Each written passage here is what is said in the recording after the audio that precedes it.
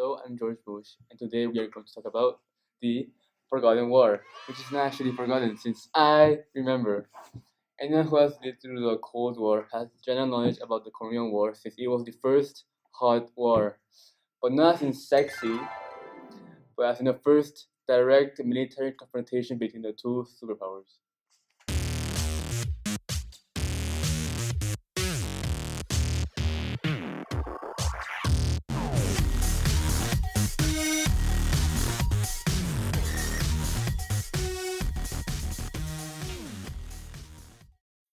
The Korean War began on June 25, 1950, when North Korea crossed the 30th parallel into South Korea with the influence of the Soviet Union.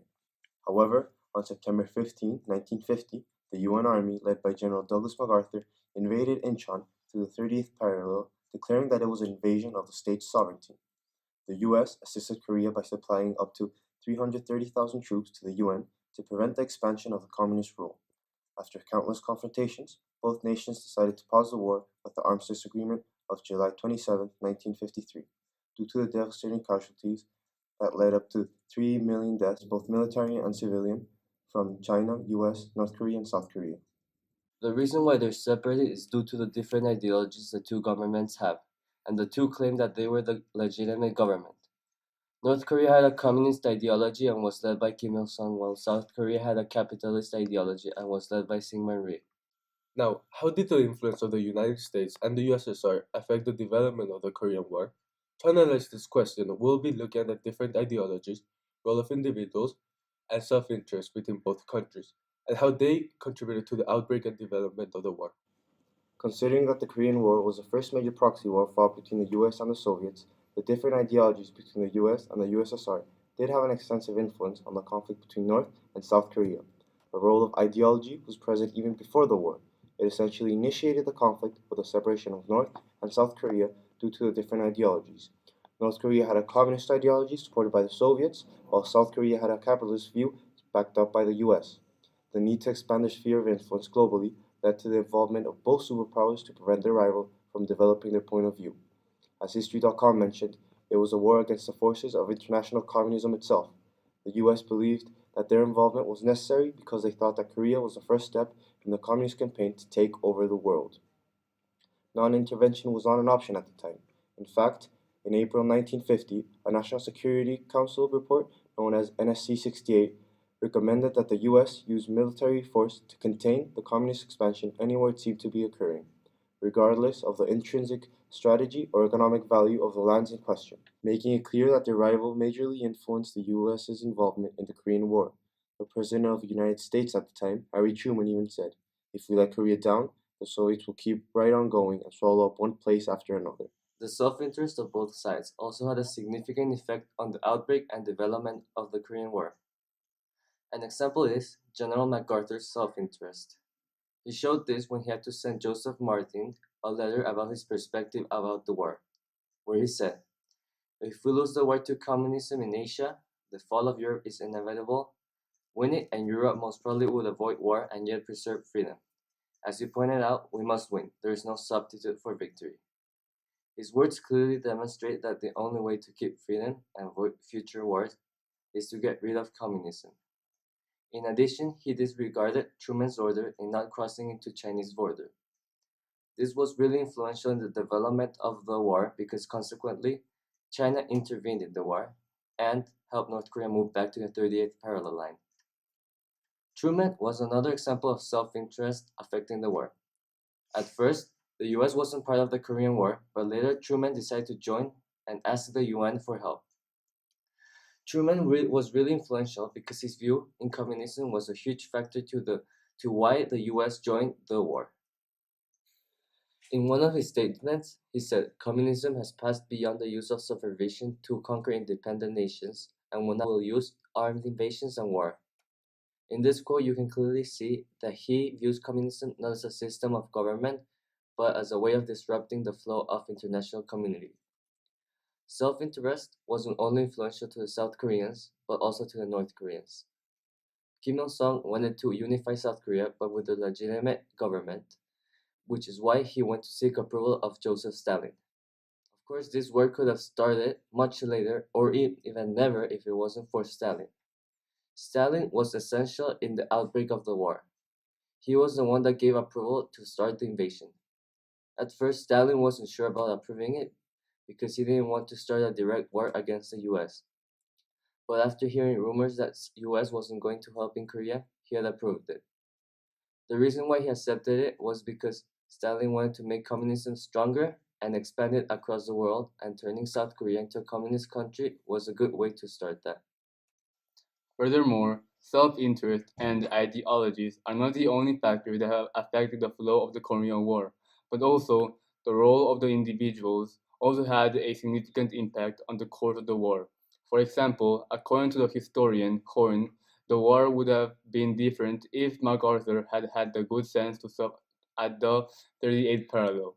This clearly shows that General MacArthur's decision on conquering further land from North Korea was a mistake. Moreover, President Truman gave MacArthur the permission to go further than the 38th parallel. However, he was not allowed to cross over to Chinese territory, to Soviet territory, or to a location where major Soviet and Chinese forces were established. Nevertheless, many South Korean citizens wanted to conquer North Korea. This includes the South Korean President Syngman Rhee. Syngman Rhee had a significant role in the uprising of the war since he has always shown interest in conquering the North and has rejected many peace treaties that Kim Il-sung has proposed before the war. Syngman Rhee was so obsessed that, according to the studies made by Columbia University, he almost violated the armistice agreement that was signed after the war ended. Also, he even expressed his ideas of conquering the North even when an ambassador of the US was present in North Korea. To continue, with people like Syngman Rhee, MacArthur could have not just stopped in the 38th parallel, but the urge to end the communist regime ultimately caused MacArthur to further conquer into Chinese territory. Not only has Syngman Rhee and MacArthur had significant role in the Korean War, but also President Truman did as well. President Truman's role were his decision skills during the war. At first, he didn't classify the involvement of the US in the war as joining the war, but as a police action from the UN. The reason behind doing this was to be able to act without consulting Congress. By doing this, he got hit by many Republican statements, which declared that President Truman had effectively invited the invasion. This is clearly deteriorating the image of Truman by making him look weak and incompetent. These insults are also directed to Democrats, and by doing this, the Republicans and the Democrats are forcing Truman not to act according to his ideologies. For example, he was saving war armament to fight the USSR in Europe, so he didn't deploy all of the American forces.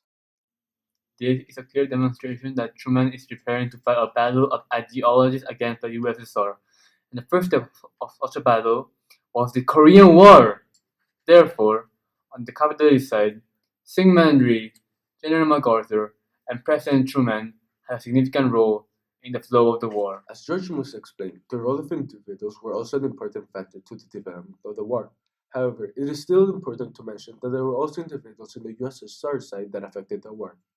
An example being the leader of the USSR and the General Secretary of the Central Committee of the Communist Party of the Soviet Union, Joseph Stalin. First of all, the titles mentioned above were really important as it gave him the power and authority to enforce his plans, as well as to direct the Soviet Union's military. By having said power, Stalin was able to fulfill his crucial role to the development of the Korean War, as he was able to grant permission to Kim Il-sung and aid him to invade South Korea. This was very important to the development of the Korean War, as if Stalin had not approved and granted the USSR support, the Korean War would never have started. This is because the North Koreans would not have had enough manpower to invade South Korea and fight against the US, South Korean, and UN forces, resulting in them not crossing the 38th parallel or losing if did. Also, Stalin was responsible for convincing Mao Zedong to support the USSR and North Korea in the Korean War. This letter clearly demonstrates how at the start Mao was reluctant to fight in the war, but thanks to Stalin's influence, Mao accepted and the Chinese were dragged into the war. This added to the development of the war, as before the Chinese intervened, the South Koreans had pushed all the way into the Chinese borders, showing clear signs of victory. But as the Chinese intervened, they were able to push them back, extending the war, making it a war of attrition, creating many more casualties and causing Seoul to fall once again into the enemy's hands. All of this clearly showing how without Stalin, the North Koreans would never have gotten the power to start the war and be able to fight back once they almost had been defeated. The US and USSR were significantly influential in the outbreak and development of the Korean War. Certain aspects, such as ideologies, self interest, and the role of individuals of the different superpowers, had a widespread influence in both North Korea and South Korea. But at the end, how much influence did the US and USSR have on the war? First, the USSR started the war by motivating Kim Il sung to invade South Korea, but in 1952, the USSR proposed a halt in the war. Nevertheless, the war ended after 1 year. On the other hand, the US directly joined the war after the approval of the UN. Truman called this action police action. The US retrieved all the lost South Korean land and further acquired the land from North Korea. But MacArthur's wrong decision of conquering all the way up to China has significantly affected the war, forcing the war to be fought between the 38th parallel.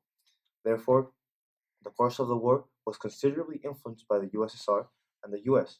However, it's interesting to think what would have happened if the USSR and the US hadn't joined the war.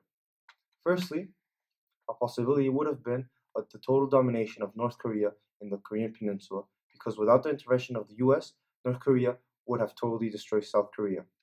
Another option is that the war would have never happened because the USSR encouraged North Korea to attack, but without the influence of the USSR, this could have possibly never happened. In conclusion, without the USSR and the US, the course of the war would have been significantly different.